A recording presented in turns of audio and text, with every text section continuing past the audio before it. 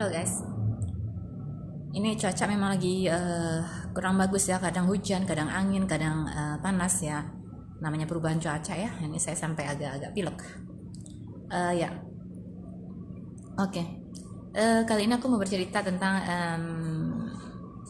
kehidupan di Paris ya. Nah, kalau menurut saya kan ceritaku yang kemarin kan tentang ya hidup itu kan pilihan ya. Mau tinggal di kota besar, apakah di kota kecil atau di kampung, dengan segala konsekuensinya.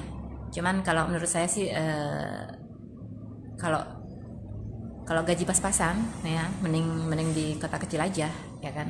Kota kecil kita punya kualitas hidup ya kan, dan waktu itu nggak terbuang dengan sia-sia hanya untuk nunggu metro atau naik turun tangga ke metro. Itu kan sudah berapa menit terus lari-lari ya. Iya sih, kayak olahraga ya. Terus udah gitu sumpek di metro berdiri, belum lagi nanti kalau misalnya kita naik bis atau naik kendaraan juga macet ya kan. Terus sepertinya tidak ada waktu yang santai gitulah untuk hidup. Nah, kalau menurut saya sih lebih bagusnya sih tinggalnya di kota kecil aja ya kan. Dan kita kalau misalnya nggak menemukan pekerjaan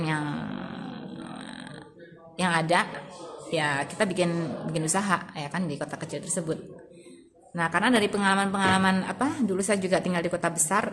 Kalau di kota besar itu kan memang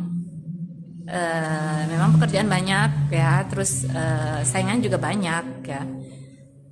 Tapi ya itu tadilah, kita pilih yang mana ya. Tapi ya kalau namanya kota kecil ya tidak semua fasilitas lengkap dan ada.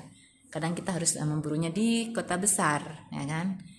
Kemudian mentalnya juga lain ya. Kalau mental orang kota besar dan juga kota kecil, biasanya kalau orang yang hidup di kota kecil itu biasanya lebih ramah, lebih baik, dan lebih solider. Nah, dari apa yang saya amati ya, dari saya masih kecil sampai dengan sekarang, mobilitas kehidupan itu sangat cepat sekali. Jadi misalnya saat sekarang atau 10 tahun yang lalu, itu patokan saya itu biasanya 10 tahun ya. 10 tahun yang lalu biasanya kota ini dulunya cuma rawa-rawa gitu ya. Tapi nanti 10 tahun kemudian tuh sudah nggak ada rawa-rawa. Itu sudah berubah menjadi bangunan-bangunan tinggi besar, kemudian jalanan. Iya, nggak usah 10 tahun lah. Mungkin 5 tahun aja tuh udah perubahannya.